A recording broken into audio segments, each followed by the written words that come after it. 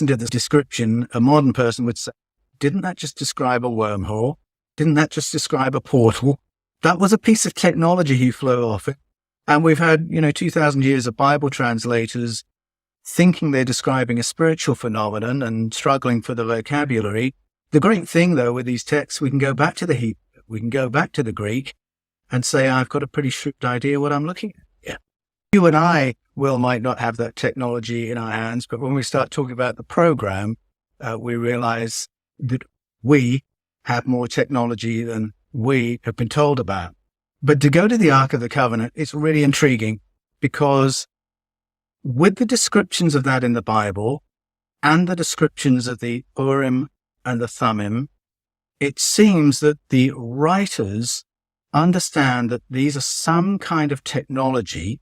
They understand what the function was, remote communication, but they're not sure how it worked.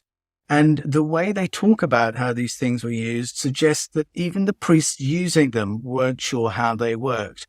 And I've come to the conclusion, and I argue this in the Eden Conspiracy, that the Ark of the Covenant is very similar to the carvings you can find in Yaxchilan and ancient sites in the Yucatan Peninsula, where you've got depictions of people using not technology, but facsimiles of technology. They have a cultural memory of a time when visitors could do remote communication through a thing that looks like a Bluetooth.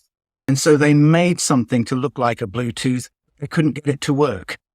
And so they would wear the thing, but then do a bloodletting, induce an altered state of consciousness, because then they can start having contact experiences. And it's little clues like that. Similarly, in the Bible, you've got the Ark of the Covenant there. It's not working. So what do? You drench the tents with cannabis oil so that you're breathing in this infusion of that and other oils until you're high and experiencing contact phenomena. Now we might get a word from Yahweh.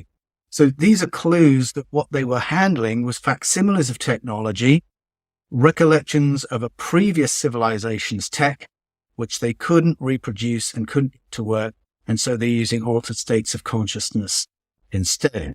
Why don't we have more technology? Well, I think generally when the technology of previous civilizations gets found, it gets sequestered.